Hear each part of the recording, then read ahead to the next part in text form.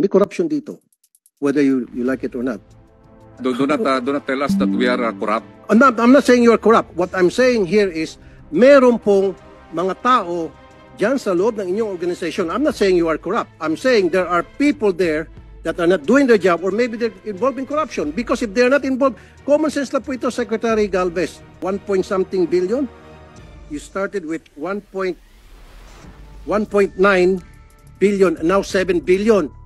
Sa kabila nitong kapalpakan na nangyari. Nabigyan pa kayo ng increase. Kumbaga, ang kakapal naman po ng mukha nyo dyan. Sorry ha. Ang kakapal ng mukha nyo. Meron na nangyaring anomalya. Para sa akin, this is a big anomaly. May nangyari ng anomalya, may gana pa kayong humingi ng increase. Baka next year, hingit pa kayo, gawin nyo pang 12 billion. Gawin na natin 50 billion. Gusto mo, 100 billion na lang. Sir, the agreement was made during the time of President Aquino. And we are just implementing the agreement. Oo nga po, sir. Pero nandun pa sa agreement na kahit na wala kang baril, tumaas ka lang kamay, sabi mo lang MILF ka, bigyan ka 100,000. Nakalagay pa sa agreement na yun, show me. The agreement says that the 40,000 will be decommissioned.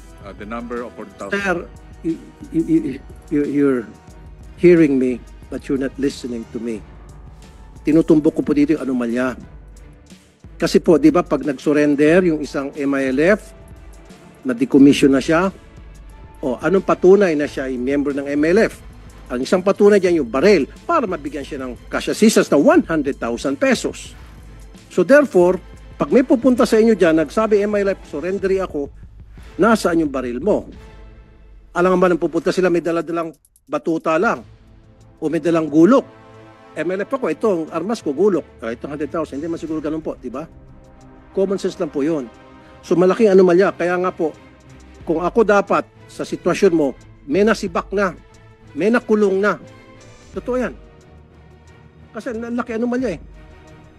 40,000 versus 4,000. 46,000 versus 132 versus 4,000. Follow-up question lang in line with the question of Senator Tulfo. Kanino niya ba binibigay 100,000? Sa surrender ba mismo o sa organization? The IDB fully identified and verified the identity. In fact, they can... Mismo sa surrendery? Yes, sir. Yes, sir. Kasi meron mga aligasyon na merong mga hindi umaabot na total na 100,000. May mga cut pa raw. Sir, at hindi talaga buo na 100,000 ang tinatanggap ng mga surrenderies. Based on the decommissioning process, most of them will have the biometrics, Your Honor. Pinapipirma niya ba na nakakatanggap ng 100,000? They have the biometrics ID. So it is fully identified by the IDB because the IDB is the one commissioned by the both panels. Yeah. And it is being given to the individuals, Your Honor. Kasi nakakatakot niyan. Pagka sa organisasyon yung binigay 100,000 kada surrendery, baka naman lalo silang pinupondohan pa ng gobyerno yung kanilang recruitment plan. Mr. Chair, okay, pwede magsingit. Ito lang po ang gusto kong mangyari. Gusto ko, kung merong susunod na hearing, yung result ng gagawin yung investigasyon ngayon, sino-sinong involved sa corruption. May corruption dito, whether you like it or not. Do not tell us that we are corrupt. I'm not saying you are corrupt. What I'm saying here is, meron pong mga tao dyan sa loob ng inyong organization. I'm not saying you are corrupt. I'm saying there are people there that are not doing their job, or maybe they're involved in corruption. Because if they're not involved, common sense lang po ito, Secretary Galvez. Pag nagsabi ka, ikaw ay combatant, di ba combatant meaning, meron kang baril. So kung meron kang baril, isusurrender mo yung kapalit ng 100,000.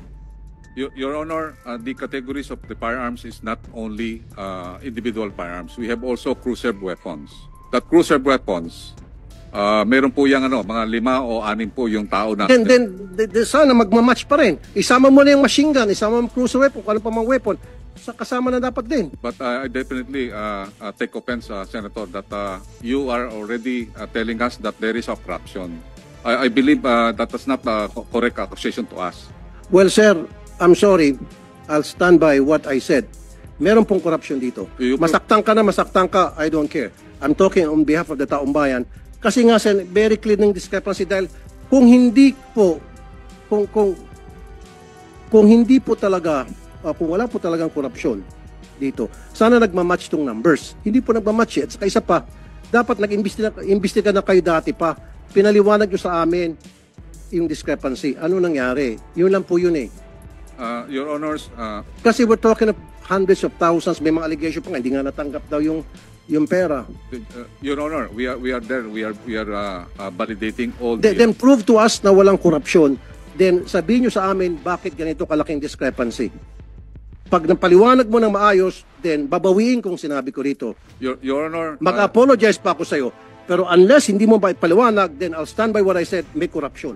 Your Honor, the commissioning body is an international body that really facilitated the decommissioning. International bodies facilitating, pero sino nag-release ng pera? Tayo, Pilipino. DSW din nag-release ng Yes, pera. but, To the recommendation of the body, kung ano may body sinasabi nyo. Actually, the body will not say that the individual is already validated. Considering that international body is those are experts from I know, sir, but the only, you're in the military, right? Define combatant. Define combatant. combatant can be the actual Yes. individuals Yes. holding the firearms. Holding firearms. So, ibig sabihin, meron siyang firearms. Yes. So, the your definition, galing sa'yo, your definition of combatant is someone holding a firearm. Yes. So, where is that firearm ng Sir, combatant na sumurrender na binigyan 100,000? Dapat magmamatch yan. Galing na mismo sa'yo, combatant is the one holding the firearm. You have, Where are the firearms? sir, ito nga natin sa ano. Last na sir, ano? Saka isa pa, sir, hindi ka ba nabulabog dito? 26,000 surrenderies na bigyan ng 100,000, umabot ng 2.6 billion and 4,000 lang firearms. Kasi kung ako, sir, sorry, I'm not saying you're corrupt. Sinabi ko sa loob ng organisasyon. Kung ako, sir, mababahala na ako. Kung ako, talagang hell break loose. Sir, I have said earlier that the decommissioning of combatants have many process, including the decommissioning plus the SALW and also the DPAGs. DPAGs are the one in charge on those firearms that we considered as loose that had been given to the MILF and the MNLF. Those firearms that are personally owned, it will have a different program, and we believe. So ang sinasabi niyo, sir, okay, nabanggit na kanina personal. So may pupuntang combatant, may baril ako. Hindi ko surrender to kasi personal ko to. Ganun ba yung nangyari? Kaya yun yung difference ng 26,000 to 4,000 lang na baril. Kasi karamihan sa kanila personal, declared as personal firearms. Tulad sinabi kanina ni Ma'am Raisa. Or sympathizers. Yes, Your Honor. Pumayag kayo ng ganon? Eh di dapat, wag nyo bigyan ng 100,000. Dapat pera kapalit ng baril. So, sorry sir, then sabihin natin walang korupsyon. Okay. Then, katangahan. Again, I'm sorry for the word. Sorry for the word. Kasi, sige, tanggapin ko, yung difference is sa 26,000 sa 4,000 ay sapagkat karamihan doon ay may mga baril pero hindi sinurrender sapagkat personal use nila. O ba't tayo pumayag, sir? Kasi kung ako, sir, hindi ako papayag. Yun lang po. Sir, mag-imbestiga po kayo, sir. I'm not saying again you're corrupt. There is corruption here. Mag-imbestiga po kayo, sir. And dapat head should roll dito. Meron talagang kalokohan dito. Hindi mo admit yun, sir, pero I'll stand by what I said. Maliban na lang, sir, kung ikaw ay nag-imbestiga at napakita mo sa amin, klarong-klaro na kung bakit ganitong discrepancy, then babawiin kung sinabi ko. Pero kapag hindi niyo po napakita na ipaliwanag na maayos, I'll stand by what I'm saying here na there is corruption. And sa susunod po na hearing, pababawasan ko po yung budget ninyo. Pataas ng pataas 1.9 billion, naging 7 billion. Heck. Tapos baka next year, magiging 10 billion na. Wag naman po. I don't have anything against you, Secretary Galvez. I don't even know you.